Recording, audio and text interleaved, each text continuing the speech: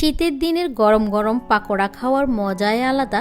তাই তো আমি ফুলকপির সিজন আসার জন্য অপেক্ষা করে থাকি।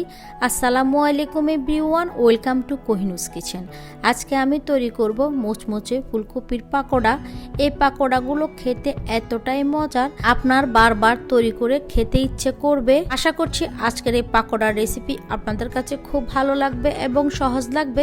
তাহলে চলে যাচ্ছি রেসিপিতে।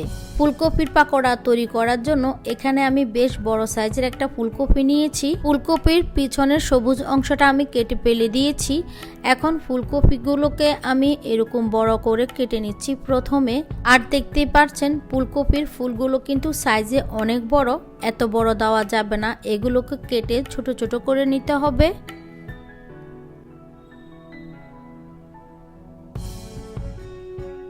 তো আমি যেহেতু বড় সাইজের একটা ফুলকপি নিয়েছি, তার জন্য আমি সবটুকু দিলাম না, একটু রেখে দিয়েছি। এবার ফুলগুলোকে আমি এরকম ছোট ছোট করে কেটে নিচ্ছি।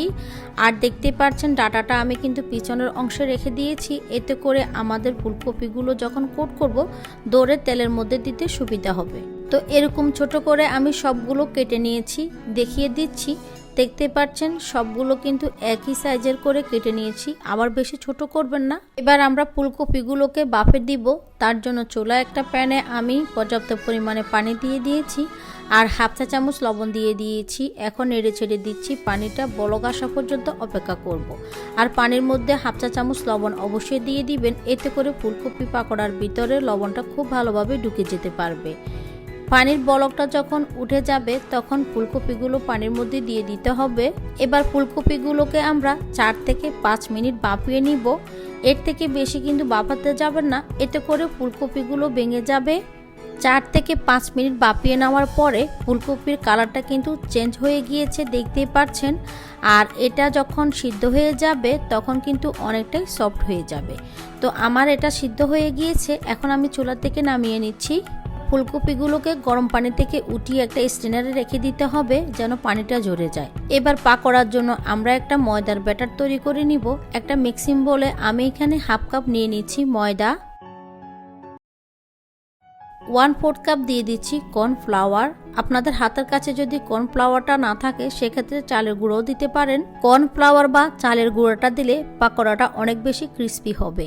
1 টেবিল চামচ দিয়ে দিলাম লাল মরিচের গুঁড়া, জালটা আপনারা আপনাদের পছন্দ মতো নিয়ে নেবেন। হাফ চা চামচ দিয়ে দিচ্ছি রসুনের গুঁড়া, হাফ চা চামচ দিয়ে দিচ্ছি জিরা ধনিয়ার গুঁড়া, আর হাফ চা চামচ দিয়ে দিচ্ছি হলুদের গুঁড়া, হাফ চা চামচ দিয়ে দিচ্ছি সাদা গোলমরিচের গুঁড়া। কালো গোলমরিচের গুঁড়াও দেওয়া যাবে, তবে সেক্ষেত্রে পরিমাণে আরও কম দিবেন।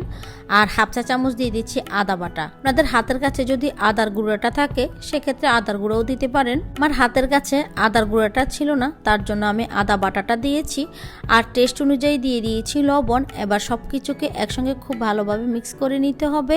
সব শুকনো উপকরণগুলো মিশিয়ে নেওয়া হয়ে গেলে এখন রুম টেম্পারেচারে থাকা আমি পানি দিয়ে একটা ব্যাটার তৈরি করে নিব। প্রথমে কিন্তু একসাথে অনেক পানি দিয়ে দিবেন না, এতে করে ময়দার ব্যাটারটা কিন্তু পাতলা হয়ে যাবে।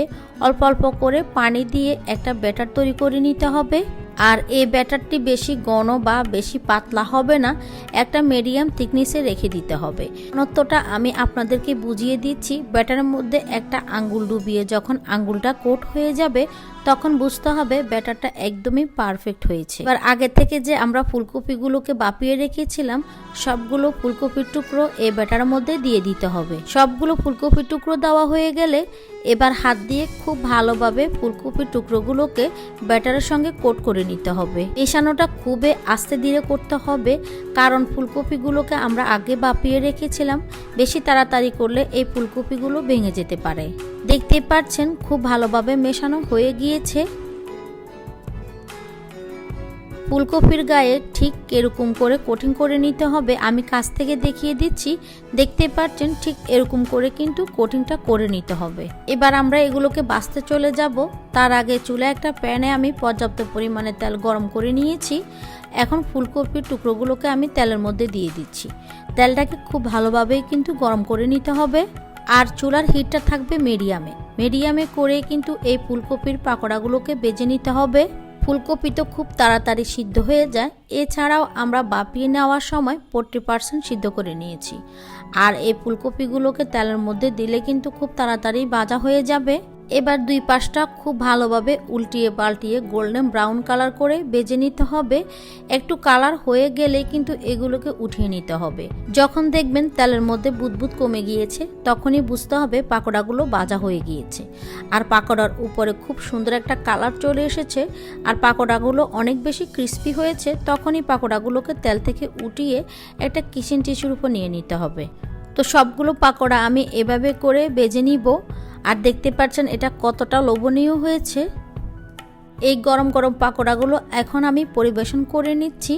আর এই গরম গরম পাকোড়াগুলো এখন জাস্ট খাওয়ার পালা। আমি যেভাবে রেসিপিটি করেছি সেমভাবে যদি আপনারা বাসায় ট্রাই করেন তাহলে ফুলকপির মধ্যে যে একটা গন্ধ থাকে সে গন্ধটা আর লাগবে না। আর এই ফুলকপি পাকোড়াগুলো খেতে অনেক বেশি টেস্টি হয়েছে, উপরে ক্রিস্পি ভিতরে সফট, অনেক বেশি মজা হয়েছে। আমার রেসিপিটি ভালো লাগলে অবশ্যই এটা বাসায় ট্রাই করবেন।